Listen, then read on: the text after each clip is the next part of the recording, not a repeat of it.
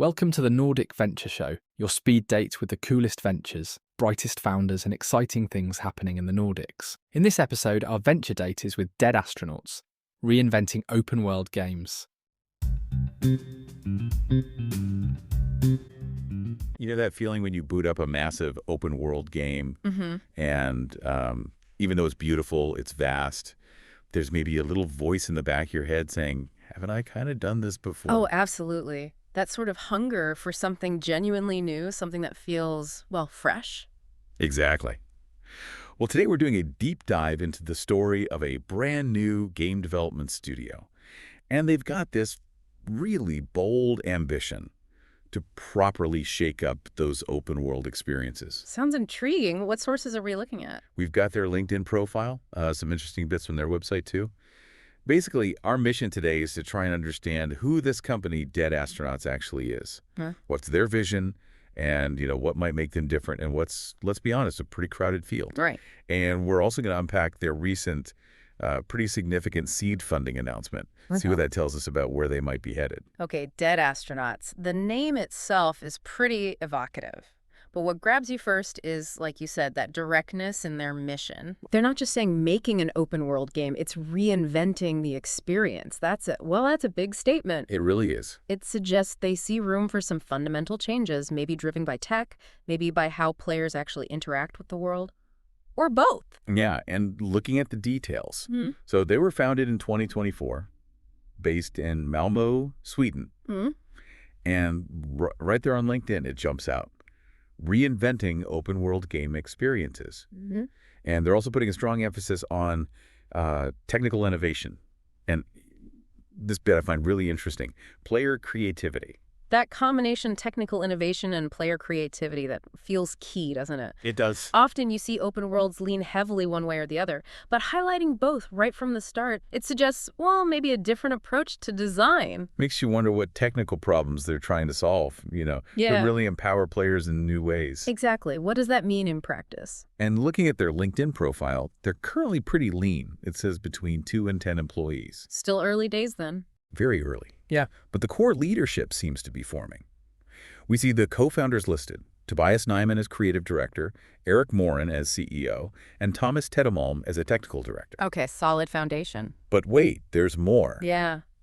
Their website also lists Robert Moskos as another technical director, and he was mentioned as a co-founder in that funding announcement too. 2 technical directors, that early. Yeah. That really underlines the importance they're placing on that tech side, doesn't it? It's not your typical structure for a tiny new studio. No, it's not. It definitely hints at a deep investment in the, the underlying systems, the engine, whatever tech they're building on. Absolutely, a strong signal. And we also spotted someone else on LinkedIn, Chico Spans, a senior vegetation and environment artist. Interesting. For such a small team, that feels, well, maybe quite specific, like maybe even a bit niche for an early hire. What do you make of that?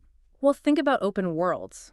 How critical is the environment, the feel of the world? Totally crucial. So bringing in a senior artist focused just on vegetation and the environment this early on, it suggests they're aiming for, I don't know, a really high level of detail, or maybe a world that's much more interactive or dynamic. Right. It could be a key area where they actually want to innovate, the world itself. Could be. It's a hint, maybe, towards where some of that reinvention might happen. Okay, so let's talk about the fuel for all this ambition. The money. They've secured a significant seed funding round, $4 million. Wow. Okay. 4 million seed, that's substantial. Yeah, the news broke maybe 2 months ago. And digging around a bit, Crunchbase suggests the round actually closed around March 10th, 2025. It totals about $4.1 million US. That's a real statement, especially right now when funding can be, well, challenging. Yeah, definitely. It speaks volumes, really, about the belief investors must have, not just in the vision, but in the team's ability to actually pull it off. Gives them a decent runway to start building. The lead investor was Behold Ventures. But they were joined by a really interesting mix of others, too. Oh, yeah. Like who? Lifelike Capital, One Up Ventures, Sequoia Capital, and then a whole list of angel investors. And these are some pretty well-known names in gaming. Ah, okay. Industry insiders. Exactly. Yeah. People like Mac Groen, Matt Bilby, Klaus Kirsting, Asjorn Maltedegard, Christian Siegerstrail, too. It's quite the lineup. That is quite a list. Having that diverse group, You know, the VCs who understand early stage growth, plus the angels with deep industry experience, Yeah. that suggests they're getting more than just cash, right? They're likely getting strategic advice, connections, real know-how. That makes sense. And we actually have some quotes from the people involved. Carl Magnus Trudson from Behold Ventures, he talked about backing an ambitious team with a groundbreaking vision. Groundbreaking vision, there's that ambition again. Right. And he emphasized wanting to empower creative talent to push boundaries. That language really echoes what dead astronauts themselves are saying. It absolutely does. Trodson's words, they really hammer home the potential for disruption that the investors see here. Groundbreaking, push boundaries. It fits perfectly with that reinventing mission. Seems like the investors are really buying into the idea of significant change. Looks that way. And from dead astronauts themselves, the co-founders, Eric Morin and Tobias Nyman, they shared their excitement about bringing their vision to life. They called themselves a next-generation game studio. Okay, setting expectations high. They did acknowledge the current market conditions, but they highlighted what they see as immense opportunities to reinvent open worlds and push game-changing technology. Game-changing technology, that phrase definitely sticks out. It does, doesn't it? Yeah. It reinforces that core goal, but it also hints that they believe new tech approaches are fundamental to actually achieving that reinvention. Makes you wonder, what specific tech are they looking at? AI, networking, physics, something else? Good question. And it seems they're not just talking the talk, they're already working on their first project. Oh, really? Already? Yeah, an open-world action adventure. It's currently got the code name Veil. Veil. Interesting code name. It's early days, obviously, but the fact they have a project underway so soon after forming, that's pretty encouraging. Definitely. And code names, sometimes they offer a little glimpse, don't they? Themes, maybe mechanics. Veil makes you think of something hidden, secrets, maybe layers of reality. Ooh, layers of reality. Yeah. Intriguing. It does add a bit of mystery, yeah. Just a small detail, but fun to speculate. We also noticed, looking through some hashtags on their LinkedIn posts, it looks like Veil is being developed using Unreal Engine 5. Ah, UE5. Okay, that's a powerful choice. Significant decision, right? Known for stunning visuals, complex systems. Absolutely. It gives them a state-of-the-art toolkit. Fits perfectly with that goal of technical innovation, suggests they're aiming high, visually and technically. And another thing dead astronauts mentioned, they're currently onboarding your development team. Ah, so they're scaling up. Seems like it. Indicates a phase of pretty rapid expansion, probably thanks to that seed funding. They're moving fast to build the team they need. That's a critical phase for any new studio, growing the team while keeping that core vision intact. It'll be interesting to see who they bring on board. Scaling, effectively, is, well, it's crucial. And their website, in the news section, it also reveals something about the team's background. Some members are former Massive Entertainment and Epic Games veterans. Okay, now that's pedigree. Right. Anyone who follows the industry knows those names. Studios known for huge, high production value games. Exactly the kind of experience you'd want for an ambitious open-world title. No kidding. That brings a serious amount of credibility and expertise. People from Massive, from Epic, they've likely worked on some of the biggest, most complex open worlds out there. Their experience navigating that kind of development, invaluable. And it's worth just quickly circling back to the funding again.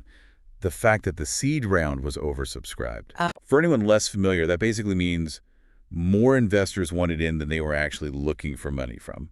What does that signal to you? Oh, an oversubscribed round is a very strong signal, huge indicator of investor confidence. It suggests their pitch, the team, the vision. It generated a lot of excitement, puts them in a really strong position starting out. So when we pull all this together, what do you think might genuinely make dead astronauts different? They keep hammering this idea. Reinventing open-world game experiences, technical innovation, player creativity. How might that actually look in a game? Well, I think it's that consistent highlighting of both technology and player agency, like we talked about. That's key. Right. Many open worlds nail one or the other. But the really transformative ones often find ways to deeply weave them together. Maybe they're looking at new kinds of procedural generation, worlds that feel more dynamic, more surprising. Or maybe new tools for players. Exactly. Maybe systems that let players genuinely shape the world or the narrative in ways we haven't really seen before. That combination, tech and creativity, it suggests they're not just aiming for prettier graphics, but fundamentally different ways for us to interact with these worlds. And the fact that these aren't just throwaway lines, right? Yeah. They seem core to their whole message. It feels less like marketing buzzwords and more like foundational principles. Precisely. They're setting an expectation, signaling to everyone in the industry, potential players, that they're not just entering the genre, they want to redefine it. That early, strong focus suggests these are the tenets really driving their development. Okay, so let's try and recap this deep dive then. We've got Dead Astronauts, new studio, Sweden, founded 2024. Key team members have experience from big players, massive, epic. They've secured a significant $4 million in seed funding, led by Behold Ventures with other VCs and notable industry angels. A very strong start financially and strategically. Their mission, nothing less than reinventing open-world games. Right. Big focus on technical innovation and player creativity. And they're already working on Project Veil, an open-world action adventure using Unreal Engine 5 while actively building out their team. So, yeah, clearly just the beginning of their story. But they've laid down a really compelling foundation, haven't they? Clear vision, seems like a talented team, strong backing. It absolutely sets the stage for potentially something really exciting in open-world gaming. It'll be fascinating, truly, to see if they can deliver on those ambitions. And that kind of leaves us with a final thought for you, the listener. With such a clear mission, this impressive funding, what specific kinds of game-changing technology do you think they might be exploring? What reinvented mechanics? Yeah, what are your hopes for the next generation of open worlds? Could a studio like Dead Astronauts, with this kind of focused ambition, be the one to finally deliver that truly next-gen experience? It's definitely going to be a journey worth watching. We'll certainly be keeping an eye on them. Thanks for tuning in. You can follow us on Spotify, Apple Podcasts, Google Music, or your favorite app. And connect with us on LinkedIn for more stories and insights.